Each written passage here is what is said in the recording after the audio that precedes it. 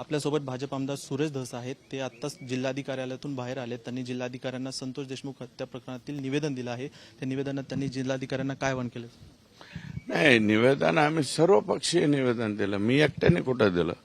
संतोष देशमुखांच्या कुटुंबियांनी दिलं आणि सर्वपक्षीय आमदार आणि जिल्ह्याचे खासदार आम्ही सगळ्या जणांनी मिळून निवेदन दिलेलं आहे. तिथं अद्याप 19 दिवस उलटले, आरोपी अद्याप पकडले नाहीत. त्यांना पाठीशी कोण घालतंय? तोच तर राग आहे ना. जे पकडले नाही म्हणून राग आहे.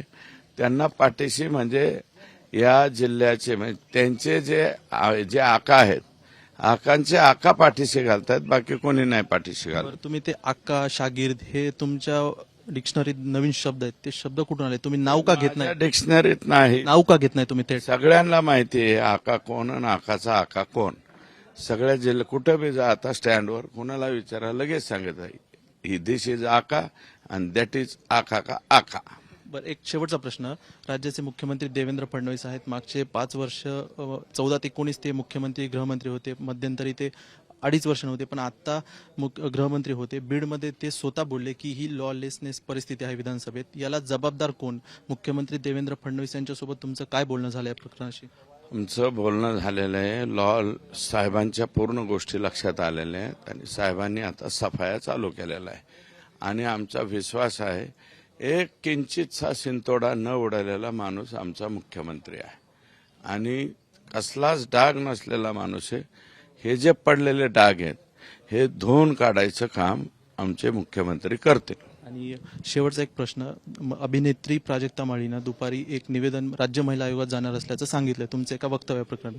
पण मला असं प्रश्न विचारायचा की महिलांना संतोष देशमुख हत्या प्रकरणामध्ये अभिनेत्री असतील महिलांनी, त्यांना कितपत योग्य आणणं यामध्ये? मला ह्याच्यावरती काही बोलायचं नाही. मी याचं स्पष्टीकरण ऑलरेडी दिलेलं आहे. मी जे बोललेलो आहे ते प्राजक्ता ताईंनी व्यवस्थित पाहावं अशी माझी त्यांना हात जोडून विनंती आहे. त्याच्यात जर काही तुम्हाला चुकीचं वाटत असेल तर मग जा ना.